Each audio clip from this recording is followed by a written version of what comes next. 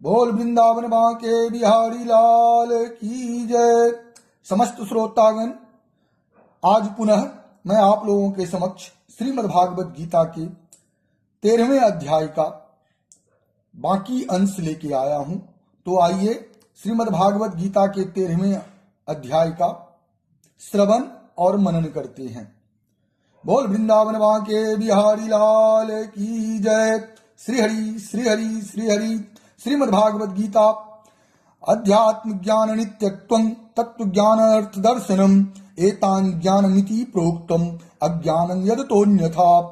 अध्यात्म ज्ञान में जिस ज्ञान के द्वारा आत्म वस्तु और अनात्म वस्तु जानी जाए, उसका ज्ञान का नाम अध्यात्म ज्ञान है। नित्य स्थिति और तत्व ज्ञान के अर्थ रूप परमात्मा को ही देखना, यह सब ज्ञान जिस ज्ञान के द्वारा परमात्मा को देखा जा सकता है और जो इससे विपरीत है वह अज्ञान है, ऐसा कहा है। ज्ञेयं यतत्व प्रवक्ष्यामि यं ज्ञात्वा मृतमश्नुते अनादि मत परं ब्रह्म न सतान्ना सदुच्यते। जो जानने योग्य है तथा जिसको जानकर मनुष्य परमानंद को प्राप्त होता है, उसको भली भांति कहूंगा, वह अनादि वाला परम ब्रह्म न सत्य ही कहा जाता है न असत्य ही। सर्वतः पाणिपादं तत्सर्वतो शिरोमुखम सर्वतः श्रुति मल्लोके सर्वमावृत्य तिष्ठते।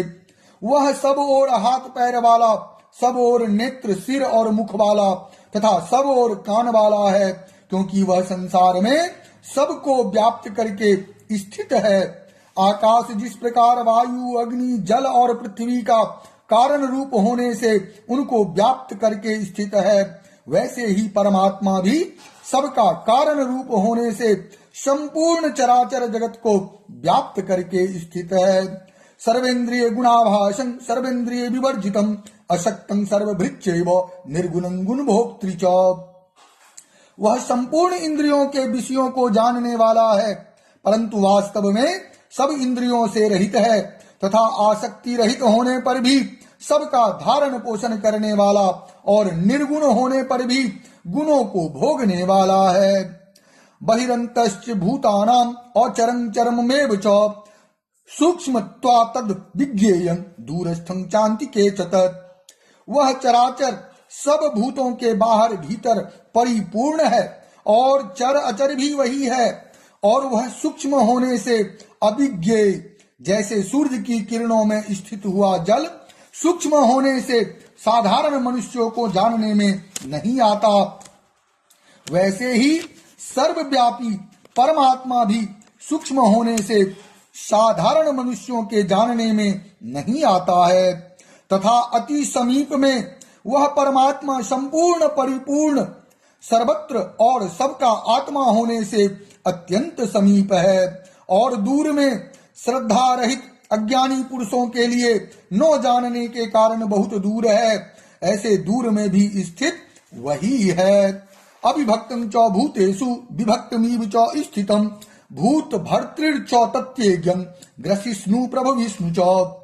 वह परमात्मा विभाग रहित एक रूप से आकाश के सदृश परिपूर्ण होने पर भी चराचर संपूर्ण भूतों में विभक्त सा स्थित प्रतीत होता है।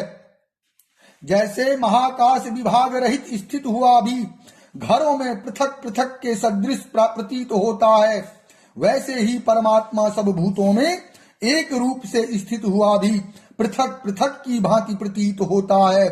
तथा वह जानने योग्य परमात्मा विष्णु रूप से भूतों को धारण पोषण करने वाला और रुद्र रूप से संहार करने वाला तथा ब्रह्मा रूप से सबको उत्पन्न करने वाला है। ज्योतिषामपि तज्ज्योति अस्तमसः परमुच्यते ज्ञानं ज्ञेयं ज्ञानगम्यं हृदि सर्वस्य विशिष्टितम्। वह पर ब्रह्म ज्योतियों का भी ज्योति एवं माया से अत्यंत परे कहा जाता है। वह परमात्मा बोध स्वरूप जानने के योग्य एवं तत्व ज्ञान से प्राप्त करने योग्य है और सबके हृदय में विशेष रूप से स्थित है। इति क्षेत्रं तथा ज्ञानं ज्ञेयं चोक्तं समासतः मद्भक्त इताद्विजं मद्भवायोपपद्यते। इस प्रकार क्षेत्र तथा ज्ञान और जानने योग्य परमात्मा का स्वरूप संक्षेप से कहा गया। मेरा भक्त इसको तत्व से जानकर मेरे स्वरूप को प्राप्त होता है। प्रकृतिं पुरुषं चैव विद्यानादि उभावपि विकारांश गुणांश्चैव विद्धि प्रकृति संभवान। प्रकृति और पुरुष इन दोनों को ही तू अनादि जान और राग द्वेषादि विकारों को तथा त्रिगुणात्मक संपूर्ण पदार्थों को भी प्रकृति से ही उत्पन्न जान। कार्य कारण कर्तृत्व हेतु प्रकृति रुच्यते पुरुष सुख दुखानां भोक्तृत्व हेतु रुच्यते। कार्य और करण आकाश वायु अग्नि जल और पृथ्वी तथा शब्द स्पर्श रूप रस गंध इसका नाम कार्य है।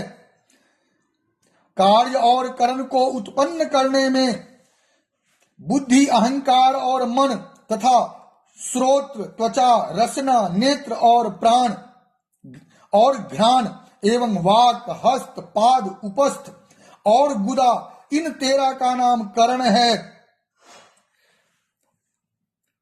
और जीवात्मा सुख दुखों के भोक्तापन में अर्थात भोगने में हेतु कहा जाता है। पुरुषा प्रकृति स्थि भुंक्ते प्रकृति जनान गुणान कारणं गुण संघोष्य सद सद्यो निजन्मसु। प्रकृति में प्रकृति शब्द का अर्थ भगवान की त्रिगुणमयी माया समझना चाहिए। इस प्रकृति में स्थित ही पुरुष प्रकृति से उत्पन्न त्रिगुणात्मक पदार्थों को भोगता है और इन गुणों का संग ही इस जीवात्मा के अच्छी बुरी योनियों में जन्म लेने का कारण है। सत्व गुण के संग से देव योनि में एवं रजोगुण के संग से मनुष्य योनि में और तमोगुण के संग से पशु आदि नीच योनियों में जन्म होता है। बोल वृंदावन के बिहारी लाल की जय।